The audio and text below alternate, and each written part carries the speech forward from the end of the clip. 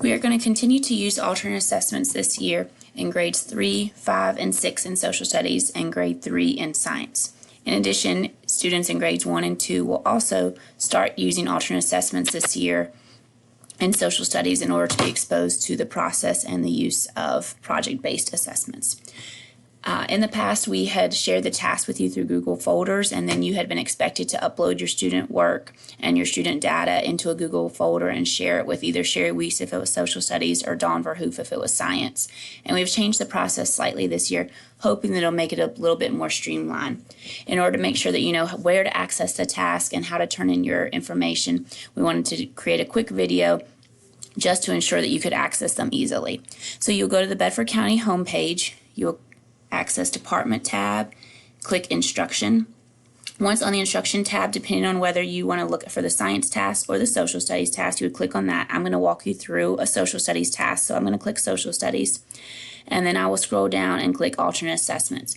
You will see you must be signed into your Google account, your Bedford Google account, because it is protected information that only AIR employees can access. So once here, you can see the homepage just tells you a little bit about the legislation and why we've moved away from SOL tests in these grade bands and moved to the project-based assessments. And then in order to access your tasks, again, if you're elementary, you can see grades 1 and 2 will click here, 3 and 5, and then middle school, grade 6, you will click here. I'm going to just walk through a grade 5 history example just so that you can see how to access the information. You'll access all of them the same way regardless of your grade band. So again, I'm going to scroll past grade 3 to show grade 5 example. Here you can see the tasks are listed along with which SOLs they're correlated with and what reporting category they match up to. Just like last year, you will choose 4 tasks. You can choose any 4 tasks you want to complete as long as they represent 4 different reporting categories. You can see the narration over here explains some of the combinations that you could choose in order to make sure that 4 different reporting categories are satisfied. Once you determine which tasks you want to use with your students, you'll scroll down further, and here you can click the tasks that you want to implement. You'll click on that task and it will take you to the task and all of the materials that you would need to implement it. If you would like to see some student samples or show any samples to your students, those are available as long as the task has been implemented before in Bedford County. There are a couple of the grades that we've had brand new tasks, and so obviously there are no work samples for those. Once you have given your students the tasks and graded the task and are ready to enter into the data and upload your student work, you will scroll down, you'll see data entry, and you will scroll down, and here you can see the directions for entering in your data, and the way that you'll do that is through a Google Classroom. So I'm going to copy and paste the class code so that way once I get to the Google Classroom, I'll click on this link here, it'll take me into Google Classroom. Once here, you're going to click on the plus sign up in the right-hand corner because you're going to want to join a class. You'll click the plus sign and then you will paste that class code we just got off the website. I obviously am already in the class since I created it, so I'm going to skip that step and just go straight to the classroom to show you what it'll look like once you join it. There'll be a welcome message, and then you can see the first assignment is the data spreadsheet. So when you're ready to start entering in data, you will open this. After each task, you can go ahead and enter in your data and just keep a running data sheet all year. Please make sure that you do not enter in data in any of the green fields. Those are green so that those automatically calculate. So when you enter in a score for the American Indian task for the student, the green box will automatically calculate based on the formula. Each of the 4 tasks that you select to do will be weighted 20%. And then when you give them the SGA at the end of the year, that will count as 20% for a total of 100% score. And again, when you enter in each of those raw scores, the composite scores will automatically calculate. So you don't need to do anything to the green fields. Again, you can see we asked for you to enter in your teacher name and your school name in addition to the student names. So that's where you'll enter in your data.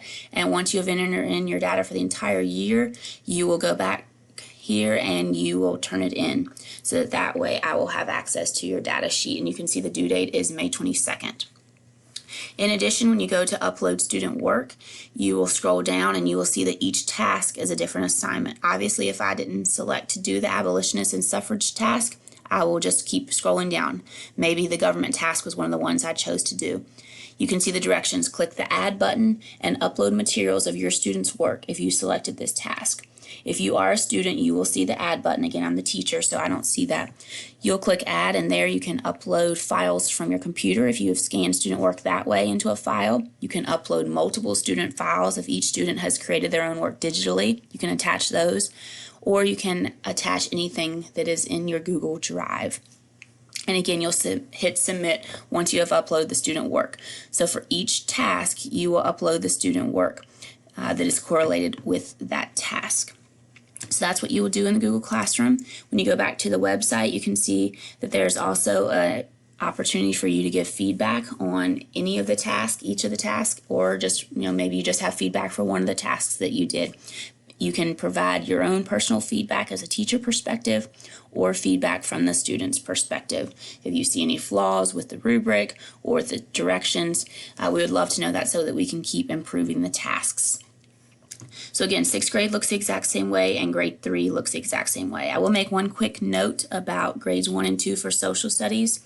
We do not have to collect the data and turn it into the state because these alternate assessments are not in lieu of an SOL test. This is just to give kids the opportunity to begin working on projects so that way when they get in the upper grades, they will be familiar with the process. So you can see there are 4 tasks created for both grade 1 and grade 2.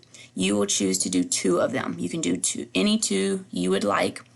So perhaps you choose the maps for the geography reporting category and the citizenship task from the civics category. If so, I would scroll down here and then I would select those 2 tasks and access them. And again, you'll get all the materials that you need. You also have the opportunity to provide feedback so that we can, again, improve these tasks in the future. And again, grade 2 social studies looks the exact same way.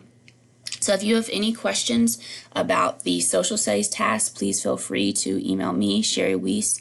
My email is sweiss@Bedford. And if you have any questions about the grade 3 science task, you can email Dawn Verhoof, and her email address is dverhoof@Bedford.